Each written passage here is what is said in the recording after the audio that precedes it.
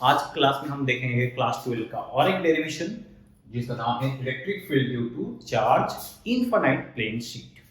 कोई भी अगर इनफाइनाइट प्लेन है जो कि वो चार्ज है, तो इनफाइनाइट प्लेन शीट की वजह से आपका इलेक्ट्रिक फील्ड क्या होगा, ठीक है, उसको हम देखने वाले हैं।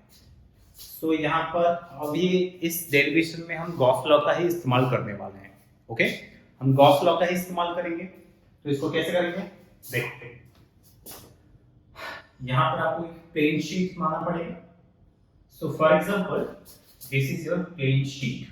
ओके, ये आपका प्लेन शीट से, this is your plane sheet. Okay, ये आपका प्लेन शीट। एक शीट से मैं आपको 3D डायग्राम दिखा रहा हूं। This is your plane sheets.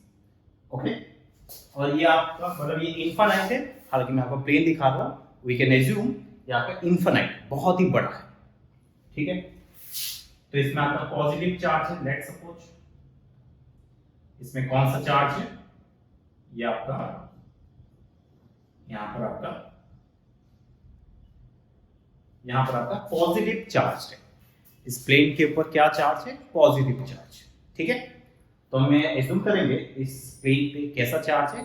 Positive charge, ठीक है। अगर ये पॉजिटिव चार्ज है तो इसमें हम बोल सकते हैं इसका जो चार्ज डेंसिटी, हम ये देखेंगे इसमें जो सरफेस चार्ज डेंसिटी होगा, क्या होगा? Surface charge density. वो सरफेस चार्ज डेंसिटी आपको कितना गिवन है? Plus sigma. ये सरफेस चार्ज डेंसिटी क्या है आपका? Plus sigma. Surface charge density का मतलब होता है चार्ज अपॉन एरिया, ठीक है। सरफेस चार्ज डेंसिटी का मतलब होता है चार्ज अपॉन एरिया, वो आपका सिग्मा गिवन है, ठीक है। चार्ज अपॉन एरिया का मतलब होता है कितना इसमें total charge upon total area, तो आपका सिग्मा आ जाएगा, ठीक है। इसका total charge upon total area आपका सिग्मा आ जाएगा। क्लियर है? तो इसका मतलब अगर सरफेस चार्ज डेंसिटी सिग्मा है, मतलब पर यूनिट एरिया का चार्ज आपका सिग्मा है, तो अगर आपको कोई पूछेगा कि 2 मीटर स्क्वायर में कितना चार्ज रहेगा, तो 2 सिग्मा। 3 मीटर स्क्वायर में कितना चार्ज होगा, तो 3 सिग्मा। 5 मीटर स्क्वायर में कितना चार्ज रहेगा, तो 5 सिग्मा। तो ये चार्ज पर यूनिट एरिया है। तो पर्टिकुलर एरिया में अगर आपको चार्ज निकालना है तो आपको सिग्मा के साथ उतना एरिया मल्टीप्लाई कर देना है, ठीक है। 5। तो हम ये क्या करेंगे, इस प्लेन शीट की वजह से हमको इलेक्ट्रिक फील्ड चाहिए। अगर इसके लिए इलेक्ट्रिक फील्ड चाहिए तो आपको बेसिक पता होना चाहिए कि कोई भी इलेक्ट्रिक फील्ड, कोई भी प्लेन शीट में इलेक्ट्रिक फील्ड आपका कैसे निकलता है, ठीक है। तो यहाँ पर ये देखो, ये पॉजिटिवली चार्ज है, correct. This is your positively charge. तो पॉजिटिव चार्ज की वजह से इलेक्ट्रिक फील्ड बाहर की तरफ जाता है। अगर आपको याद है, अगर वो एक पॉजिटिव चार्ज है उसकी वजह से इलेक्ट्रिक फील्ड बाहर की तरफ जाता है, बाहर निकलता है। सिमिलरली अगर ये पॉजिटिव चार्ज है तो यहां से इलेक्ट्रिक फील्ड ऐसे निकलेगा बाहर की तरफ। ओके, यहां पर इलेक्ट्रिक फील्ड कैसे निकलेगा? आपका बाहर की तरफ। और ये ध्यान रहे, ये जो चार्ज है बैक साइड में भी है। ये आपका प्लेन शीट से, प्लेन शीट के सामने भी चार्ज है, पीछे भी चार्ज है। ऐसा नहीं कि एक तरफ आपका प्लेन शीट का चार्ज है, पीछे भी चार्ज है। आगे पॉजिटिव, पीछे भी पॉजिटिव। तो आगे से चार्ज निकले, ऐसे इलेक्ट्रिक फील्ड लाइन निकलेगा, और पीछे भी आपका ऐसे इलेक्ट्रिक फील्ड लाइंस निकलेगा, राइट। ऐसे आपका पीछे भी इलेक्ट्रिक फील्ड लाइंस ऐसे निकलेगा, करेक्ट। आपका आगे भी इलेक्ट्रिक फील्ड लाइंस ऐसे निकलेगा, पीछे भी ऐसे इलेक्ट्रिक फील्ड लाइंस निकलेगा, ठीक है। ओके, अब हम ये क्या करेंगे, इसको बेटर अंडरस्टैंड करने के लिए हम इसको ना ऐसे ऑब्जर्व करेंगे, ऐसे यहां से। मतलब ये आपका कोई प्लेन शीट से, फॉर एग्जांपल देखियो, ये आपका प्लेन शीट से, ठीक। तो ये प्लेन शीट्स अगर है तो इसके आगे भी चार्ज, पीछे भी चार्ज।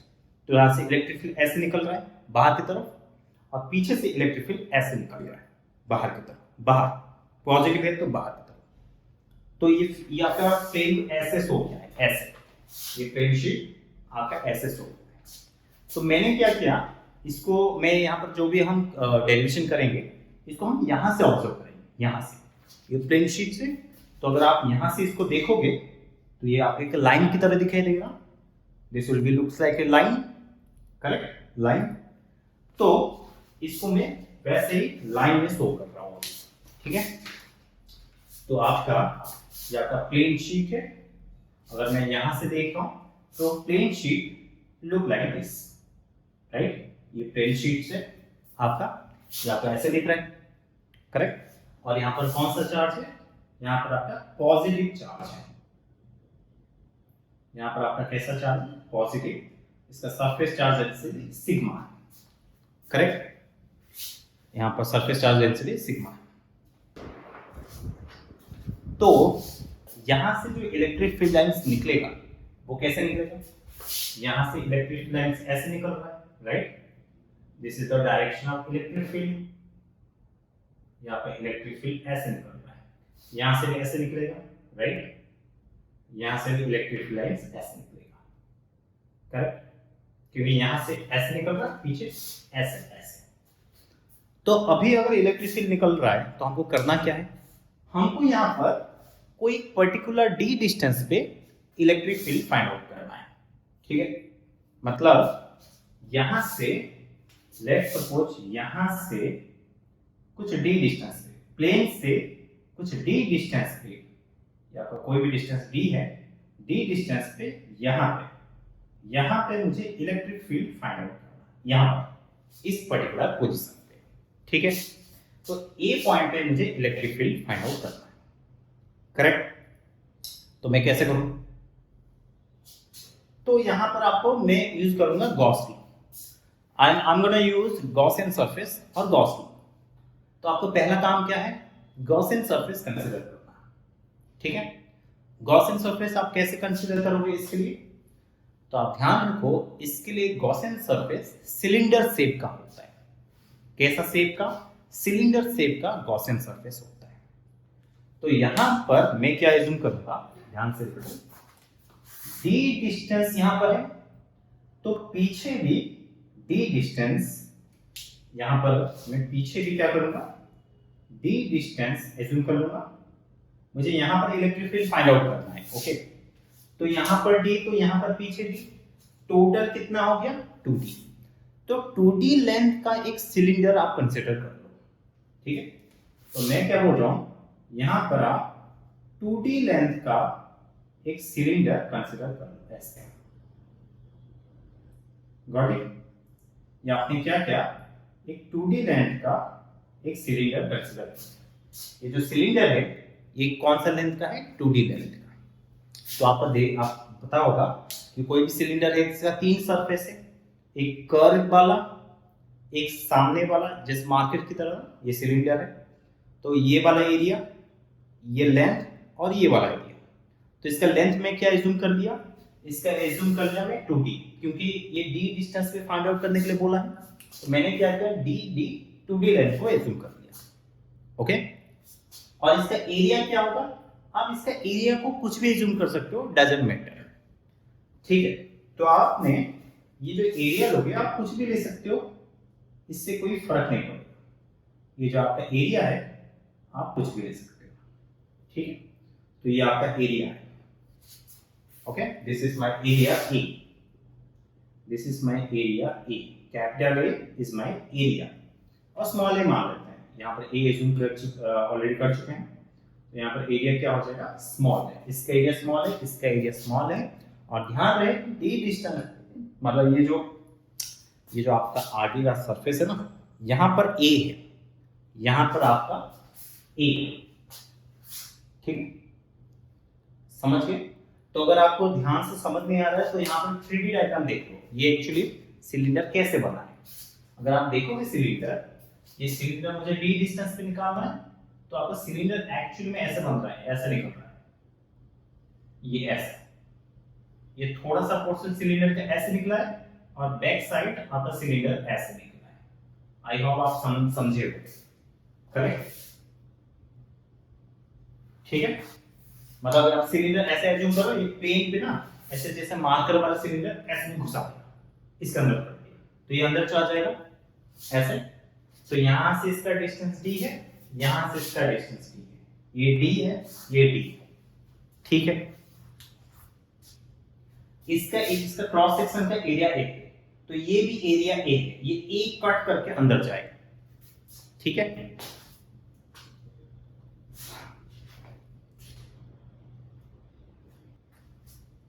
अब हो गया। अब मेरा गॉसियन सरफेस मैंने कंसीडर कर लिया, तो मेरा गॉसियन सरफेस कैसे बन रहा है, एक क्लोज सिलेंडर। मेरा गॉसियन सरफेस क्या बन रहा है, गॉसियन सरफेस जो है that is your close cylinder, मेरा क्लोज सिलेंडर मेरा गॉसियन सरफेस बन रहा है, ठीक है। मुझे ए पॉइंट पे इलेक्ट्रिक फील्ड फाइंड आउट करना है, तो मैं क्या अप्लाई करूंगा, गॉस लॉ क्या बोलता है, गॉस लॉ ये बोलता है जो आपका नेट फ्लक्स या फिर close integration E dot dA है वो किसके बराबर होता है, ये आपका Q inside upon epsilon naught के बराबर होता है। This is my Gauss law, right. ये मेरा गॉस लॉ है, close integration E dot dA equal to Q inside upon epsilon naught. E क्या है, इलेक्ट्रिक फील्ड, dA क्या है, स्मॉल एरिया, Q इनसाइड क्या है, वो जो क्लोज सरफेस आप कंसीडर किए हो उसके अंदर जितना भी चार्ज है वो चार्ज अपॉन एप्सिलॉन नॉट, ठीक है। आपको आई होप समझ में आया पूरा,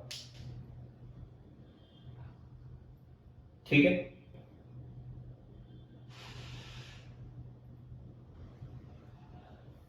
ओके, या फिर आप लिख सकते हो फ्लक्स, यहां पर आप ऐसे भी लिख सकते हो, this is your net flux, right, phi net, ये जो E डॉट डी होता है आपका ये नेट फ्लक्स होता है, सो नेट फ्लक्स आपका क्या हो जाएगा, Q इनसाइड अपॉन एप्सिलॉन, ठीक है। फ्लक्स का फॉर्मूला ही होता है close integration E dot D, fine.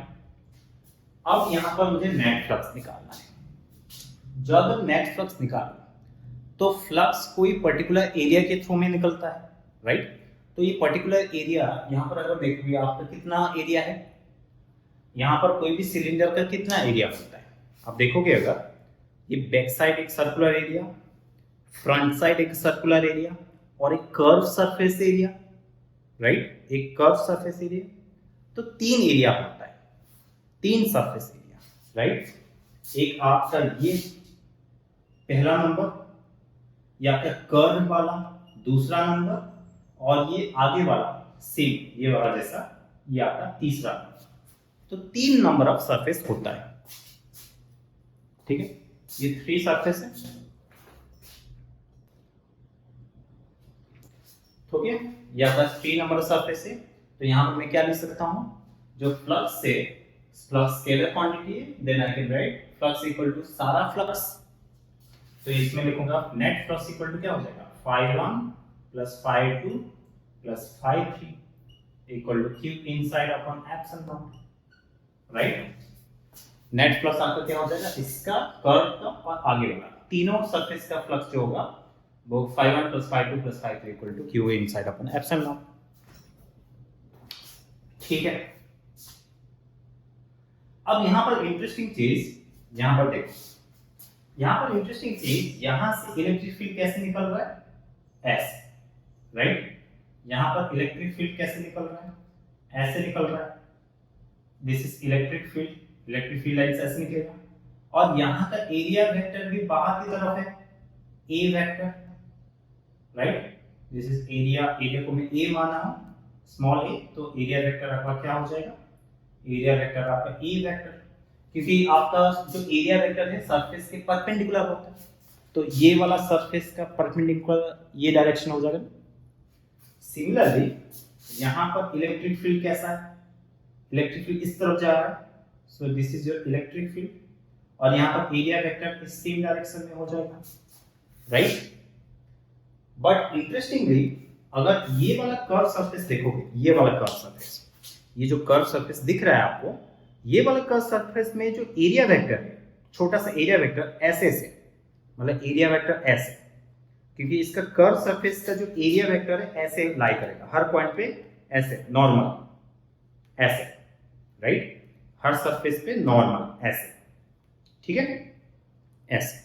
और आपका इलेक्ट्रिक फील्ड ऐसे जा रहा है, आपका इलेक्ट्रिक फील्ड ऐसे जा रहा है, electric field like in this direction, electric field आपका ऐसे, और इसका जो सरफेस एरिया है, कर्व सरफेस एरिया जो ये वाला, इसका ऐसा है, ये ऐसा है, राइट।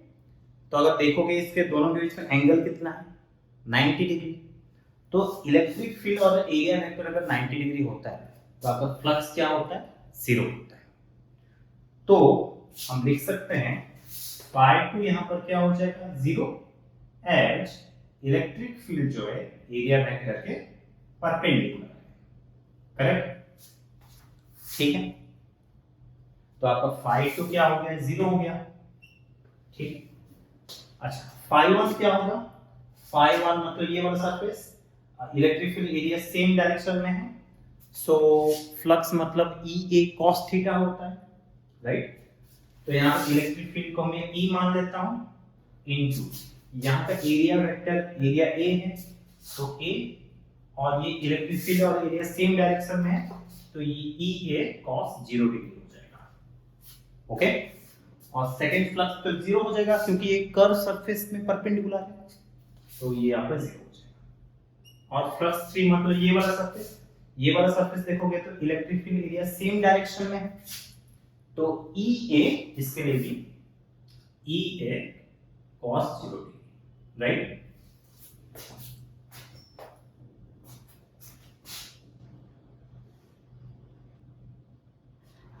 इसके लिए भी क्या, E A cos 0 degree, that will be equal to, अच्छा इंटरेस्टिंग। अच्छा आपको समझ में आया क्या, इसका एरिया तो सेम है इसलिए A लिख लिया।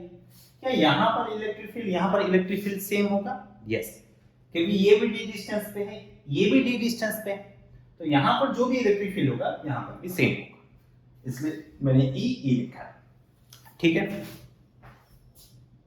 Okay fine. अब यहाँ पर Q इनसाइड क्या है, ये बड़ा इंटरेस्टिंग है।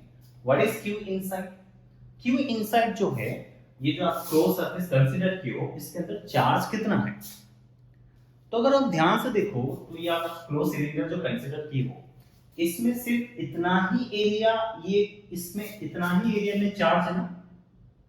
ये जो आपने ये सिलेंडर कंसीडर किया, जो सिलेंडर इसको कट करेगा तो इतना पोर्शन को कट करेगा, और इतना ये तो फिर इतना पोर्शन को अगर कट करेगा, इतना पोर्शन का चार्ज ही ये सिलेंडर के अंदर रहेगा, राइट।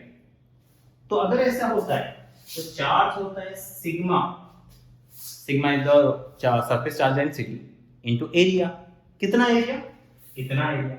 ये एरिया कौन सा है, ये वही एरिया है, क्रॉस सेक्शन एरिया, तो सिग्मा इनटू ए हो जाएगा Q inside upon epsilon naught.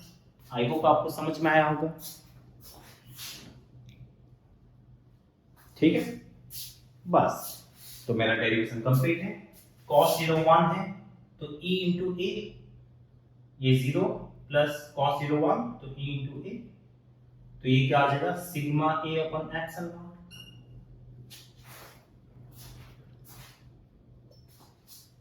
Right. बस E इंटू ए तो 2EA इक्वल टू आपका क्या हो जाएगा sigma A upon epsilon naught, तो A से A कैंसिल, तो 2E equal to sigma upon epsilon, तो इलेक्ट्रिक फील्ड कितना आ जाएगा सिग्मा अपॉन, ये दो नीचे आ जाएगा, सिग्मा अपॉन 2 एप्सिलॉन नॉट। तो जो आपका इलेक्ट्रिक फील्ड आया वो आपका कितना आ गया सिग्मा अपॉन 2 एप्सिलॉन नॉट।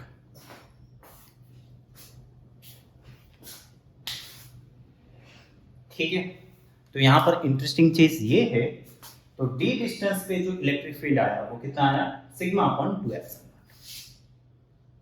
क्या यहां पर कुछ इंटरेस्टिंग दिख रहा है आपको? यस, इंटरेस्टिंग है। क्या है भैया?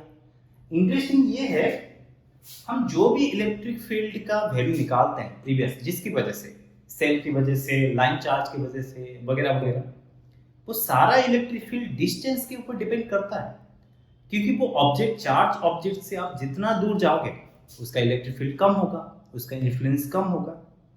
बट यहां पर बड़ा अजीब हो रहा है, ये इनफाइनाइट बहुत ही बड़ा प्लेन शीट है, राइट, इनफाइनाइट हम मान रहे हैं, तो इससे डी डिस्टेंस पे अगर मैं इलेक्ट्रिक फील्ड फाइंड आउट करने की कोशिश किया तो इसमें इलेक्ट्रिक फील्ड का एक्सप्रेशन क्या आया, सिग्मा अपॉन 2 एप्सिलॉन नॉट। मतलब यहाँ पर कहीं डिस्टेंस है क्या, नहीं, यहाँ पर चार्ज और एप्सिलॉन नॉट के ऊपर डिपेंड है। सिग्मा इसका तो फिक्स्ड है, एप्सिलॉन नॉट तो फिक्स है, कांस्टेंट है, तो इसका मतलब इलेक्ट्रिक फील्ड डिस्टेंस के ऊपर डिपेंड नहीं करता है। मतलब इससे आप यहाँ पर निकालो, यहाँ पर निकालो, यहाँ पर, यहाँ पर, यहाँ पर, यहाँ पर, कहीं पर भी निकालो, हमेशा इलेक्ट्रिक फील्ड कितना आएगा, सिग्मा अपॉन 2 एप्सिलॉन नॉट। ये डिस्टेंस के ऊपर डिपेंड नहीं करता है। ओके, आज के लिए इतना ही।